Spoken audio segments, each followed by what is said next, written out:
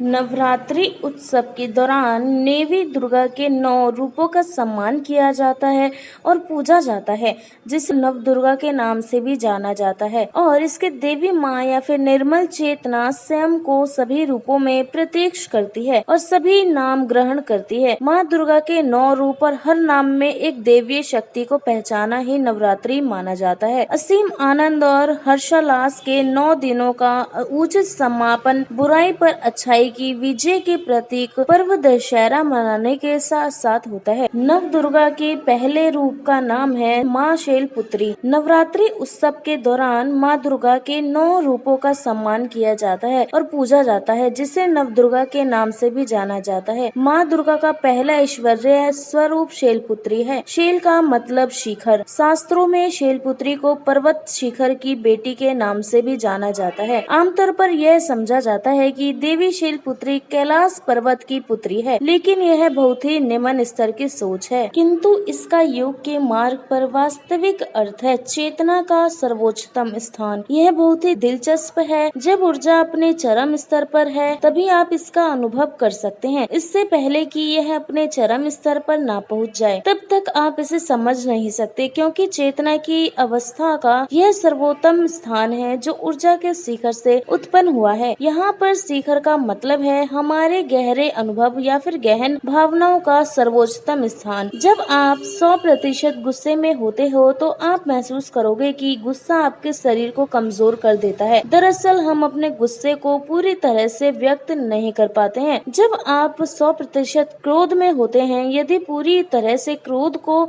आप व्यक्त करते हैं, तो आप इस स्थिति को जल्द ही बाहर निकल सकते हैं। जब आप 100% किसी भी चीज में होते हैं, तभी उसका प्रयोग कर सकते हैं। ठीक इसी तरह जब क्रोध को आप पूरी तरह से व्यक्त करेंगे, तब ऊर्जा के उछाल का अनुभव करेंगे और साथ ही तुरंत क्रोध से बाहर निकल जाएंगे। क्या आपने देखा है कि बच्चे कैसे व्यवहार करते हैं? जो भी वह करते हैं वह 100% करते हैं। अगर वह गुस्से में है, तो वह उस पल में 100% गुस्से में है और फिर तुरंत कुछ ही मिनटों के बाद उस क्रोध को भी छोड़ देते हैं। अगर वह नाराज हो जाते हैं, तो भी वह थक नहीं जाते हैं, लेकिन अगर आप गुस्सा हो जाते हैं, तो आपका गुस्सा आपको थका देता है। ऐसा क्यों है? ऐसा इसलिए है क्योंकि आप अपना क्रोध 100% व्यक्त नहीं करते हैं। अब इसका मतलब यही नहीं है कि आप हर समय नाराज हो जाएं। तब आपको उस परेशानी का भी सामना करना पड़ेगा जिसकी वजह से आप क्रोध होते हो। जब आप किसी भी अनुभव या भावनाओं के शिखर तक पहुँचते हैं, तो आप निर्व्यक्त चेतना के उद्रव का अनुभव करते हैं, क्योंकि यह चेतना का सर्वोत्तम शिखर है। शैलपुत्री का यही वास्तविक अर्थ है।